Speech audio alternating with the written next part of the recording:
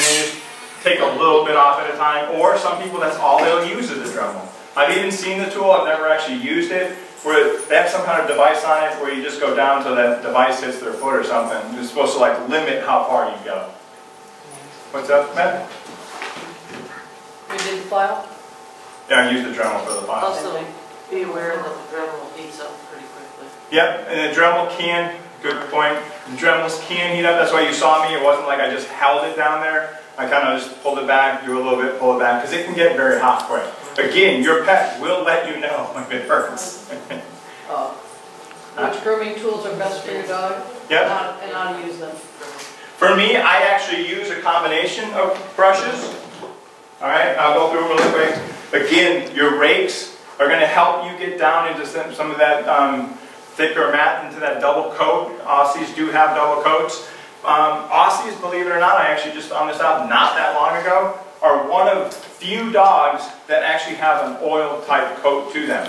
I mean, even water dogs, I just found out, I mean, they don't actually have an oil coat. So you don't want to bathe some dogs very often.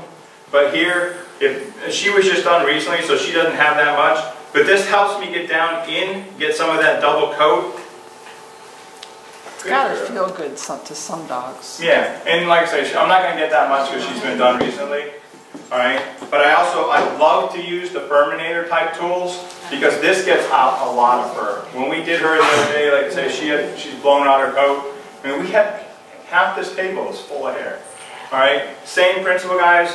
You just kind of rub through and it'll pull out quite a bit of hair. And then towards the end, I take that slicker for any kind of little stuff that's hanging out there because it kind of gets that good surface. And it'll still get in there a little bit and it pulls out the rest of that hair.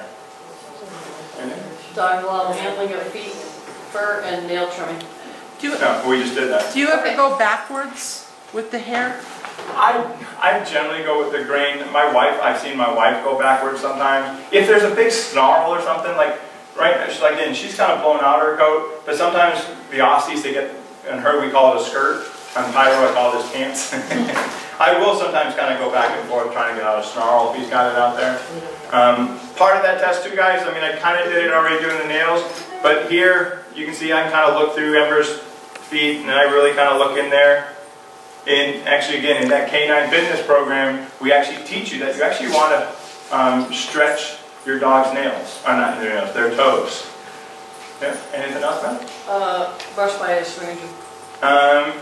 Would you like to come up and brush my dog? So this is, guys, this is the steps that you need to go through if you actually want to do this. Now, you can go ahead and show her the brush, introduce yourself. Sometimes it's not a bad idea to let that stranger give your dog a treat before you let them do that. And go ahead.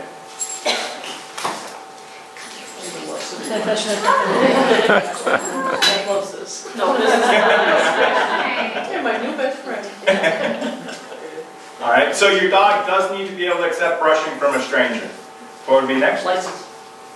That's it. And I'll have to film that later because I don't have my license. We're all set. I have it on her collar, and I don't. My dogs don't work. Hers is in the truck right now, but you do have to have your license. And so that's the dog portion of it, guys. The rest of it, what we've already gone through, there is the human portion of the test as well. So you would need to go through that. So the part I just showed you was so that I could get Ember her badge. No. But it was also to be able to show you guys what your dog needs to be able to accept.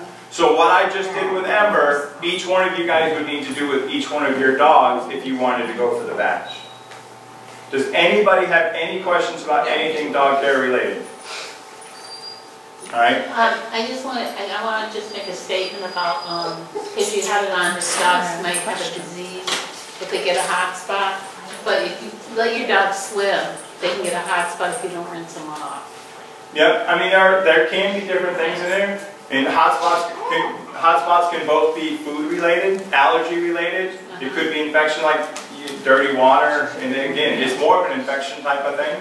And it's because something in that water, either they got scratched and got infected, or there's bacteria in the water, or something like that. But most of the time it is, hot spots are coming. I found most of the dogs I've dealt with is more of a food related or a bathing issue, because they're just dirty. Any other questions, guys? Cool. If anybody thinks they're ready to go for this, we can kind of go ahead and play around with it and practice, and otherwise we are set for the night, guys. You go ahead and turn off the film. Don't anybody leave. Don't anybody leave. I just want to do the written part. Okay. Before we go anywhere,